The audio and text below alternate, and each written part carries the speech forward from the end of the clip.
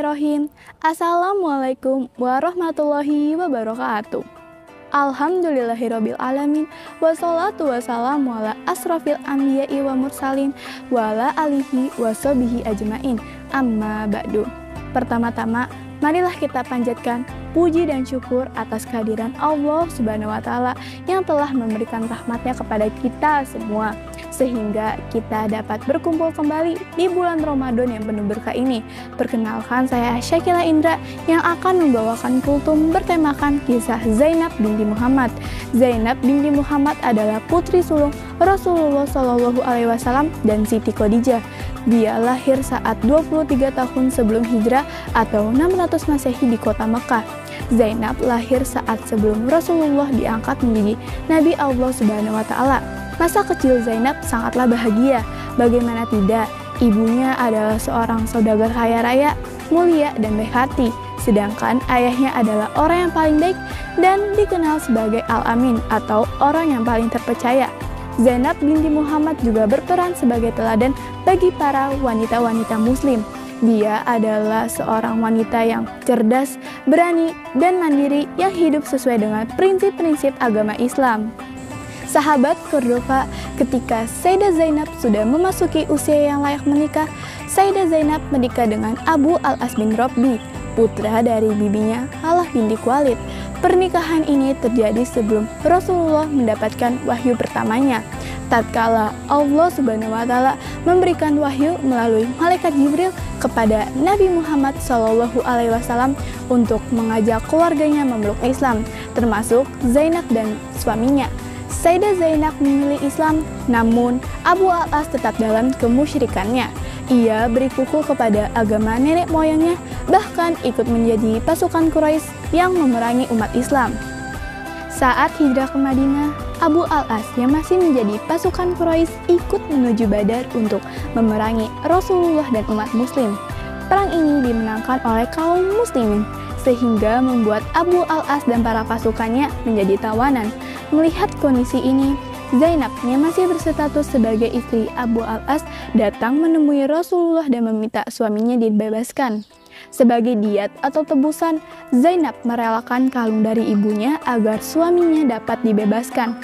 Sebelum Abu Al-As dibebaskan, Rasulullah mengambil janji dari Abu Al-As untuk menceraikan Zainab atau diperbolehkan bersama Zainab apabila mau memeluk Islam. Namun, kenyataan yang terjadi, Abu Al-As tetap dalam kemusyrikannya, sehingga membuat Zainab dan Abu Al-As berpisah karena berbeda keyakinan. Selama 6 tahun, Zainab hidup bersama Rasulullah di Madinah. Nah, itu pula ia tidak pernah berhenti berdoa agar sekiranya Allah Subhanahu wa Ta'ala melampangkan isi hati Abu Al-As untuk menerima Islam. Pada tahun ke-6 Hijriah, Abu Al-As sedang berdagang ke Syam.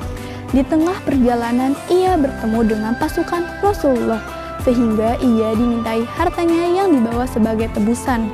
Dengan demikian, habislah semua harta Abu Al-As. Sambil kebingungan, ia mengingat Zainab, lalu masuk ke Madinah pada malam hari secara sembunyi. Ia meminta bantuan kepada Zainab untuk memberikan perlindungan dan mengembalikan hartanya. Zainab pun mengabulkan perintah-perintah itu.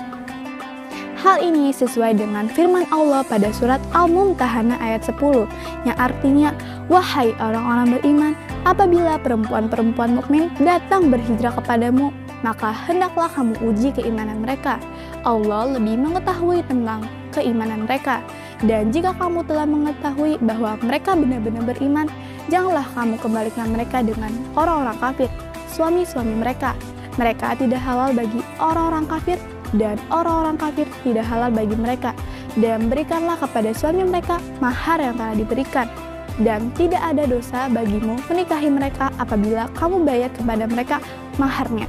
Dan janganlah kamu tetap berpegang pada tali pernikahan dengan perempuan-perempuan kafir. Dan hendaklah kamu meminta kembali mahar yang telah diberikan. Dan jika suaminya tetap kafir, biarkan mereka meminta kembali mahar yang telah dibayar kepada mantan istri yang telah beriman. Demikianlah hukum Allah yang ditetapkannya di antara kamu. Allah Maha Mengetahui dan Allah Maha Bijaksana. Pada tahun ke-7 Hijriah, Abu al-As datang kembali ke Madinah dalam keadaan sudah memeluk Islam. Ia datang sebagai muhajir, kemudian dipersatukan kembali dengan Zainab dalam hubungan pernikahan secara Islam. Rasulullah sangat kagum dengan kesetiaan Zainab yang sudah lama berpisah karena berbeda keyakinan. Sahabat Cordova begitu cinta dan sayangnya Zainab kepada Abu al-As yang sudah lama berpisah karena berbeda keyakinan. Kemudian dipersatukan kembali oleh Allah Subhanahu wa Ta'ala dengan lantunan-lantunan doa yang tak jemu dan tak lelah dipanjatkan, meski hanya 1 tahun bersatu. Itulah kisah tentang keteladanan Zainab binti Muhammad. Semoga kisah yang tadi saya sampaikan dapat memberikan manfaat kepada kita semua. Amin. Wabillahi taufiq wal hidayah. Wassalamualaikum warahmatullahi wabarakatuh.